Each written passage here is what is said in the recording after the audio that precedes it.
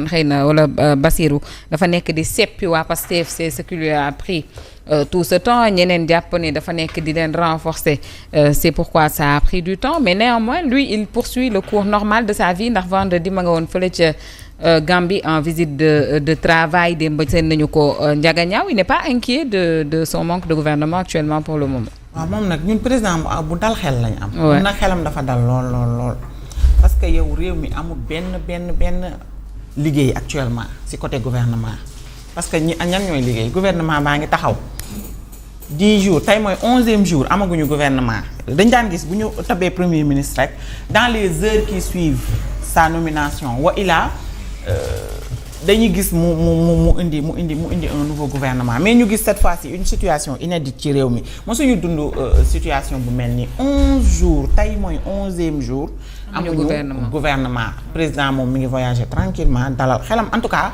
xelam moom dafa dal trop sax Diomaye ku dal xel la bi ci topp mooy dafa bëgg a seppi waa Pastef man je dirais pas ça franchement parce que bu ñu fàtte ne nag Diomaye ba léegi militant mi ngi milité ci biir Pastef ba léegi waxul ne moom génn na parti bi et waa parti bi à commencer par seen njiit waxaguñu ba tey ne génnee nañu Diomaye ci biir parti bi donc parti bi mën nañu jàpp ne actuellement nii Pastef moom ñaari pàcc la xaaju.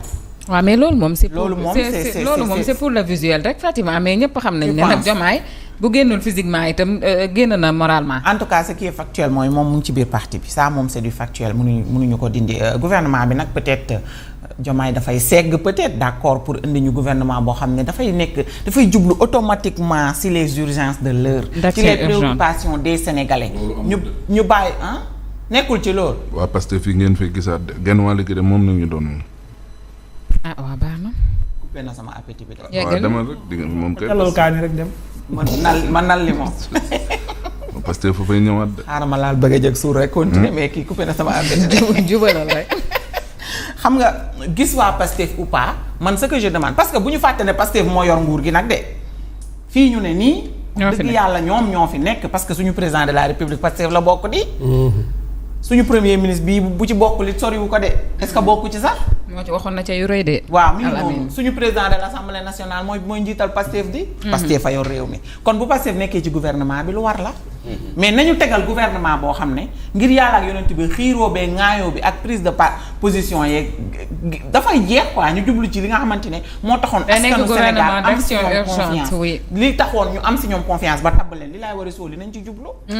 wax ji coow li yëpp mooy dañoo liggéeyu rek. mais bu ñu liggéeyee réew mi ba ñëpp gis na ñii ñu ngi liggéey réew mi je pense que wax dootul am coow dootul am. mais war a tabb gouvernement bu bees mu mel ne mat bu ñorul dafa mel ne daal biir bi daane cuur rek ñu dem maternité ba dañ fay yàgg te duñu wasin. lii mooy problème mu réew mi. boobu ba tey fukki fan ak benn ci tey mënuñoo fexe ba wax ñu.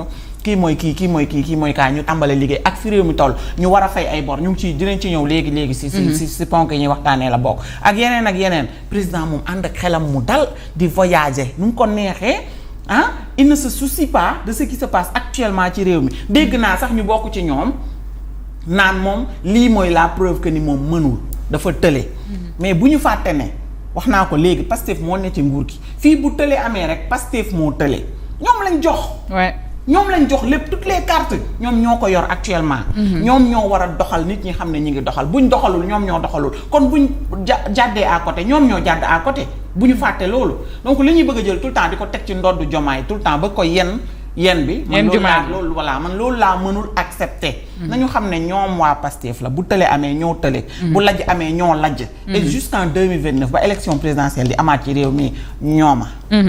Mamadou. L'insouciance su Diomaye xëy na ñu bëri tëb nañ ko mais li ñuy njort mooy mu tasub gouvernement faire ñu perdre suñu temps pour faire defaat beneen remake li nga xamante ni moom moo fi amoon. gouvernement bi de ñeenti pàcc lay doon. ban ak ban. Pastef. ak kan. coalition Diomaye. ak kan. ancien ministre Macky Sall. ak kan ak ay technocrates. duma laal loolu. naa ko laal. loolu moom duma ko lekk Mamadou. baax na ba pënd bi wuri loolu mooy am de.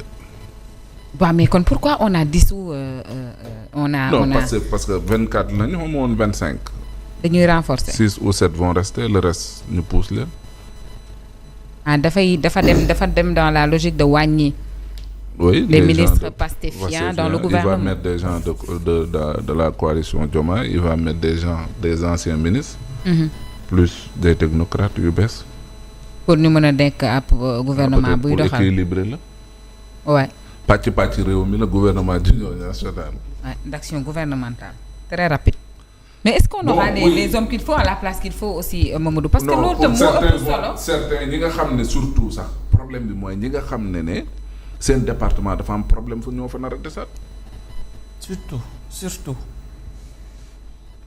santé moom waru faa des. santé sax est-ce que bëgg na des xam nga santé gën a doyal. santé bu ngeen amee seen waru faa des. santé gën a doyal. ci kon yéen yëpp amoo leen la bonne information. non ni muy defee ku doyal la koy defee moom. non kon amu ci yàq amu ci defar amoo leen ci bonne information. santé moom décor la rek ca ministère ba. santé moom foofu warul des communication warul des. ñii ñaar moom waruñoo des moom. ñii ñaar. c'est que sama problème mooy moi je comprends Diomaye en fait ci interview bu mbujjam bi la mu nekk. maintenant d'abord ci li ngeen wax ne c'est inédit réew mi moom ci inédit moom lay mujj ba 2029 moom loolu il faut ngeen jàpp ko inédit ya mu tàmbalee ca 2024 ba 2029 ay inédit ngeen di gis ci réew mi moom mooy xel di continuer di am ba cappaandaw ga 2029 mais lii moom man maa la ko wax li des moom di ngeen yàgg a toog fii naan lii c'est inédit. Diomaye bëggul bàyyi Pastef ak Ousmane moom it da cee bokk nee na def ca lam ca war a def. daf ca war a am lam ca war a am daf ca war a am. mais c'est à juste raison Mamadou. loolu lay doxal nii de. s'ils ont décidé de se partager le parti que ça soit équitable. coalition Diomaye ak ñeneen ça lui permettra peut-être de pouvoir faire le maillage du territoire. Parce que n'oubliez pas que tamit il y a des échéances à venir non. Et président il faut politiquement mu am assise boobu noonu il faut mu am un appareil politique. Moi je comprends pourquoi en fait demandé wul avis sax conseil constitutionnel ci lii ñu def Ousmane Sonko. Ouais.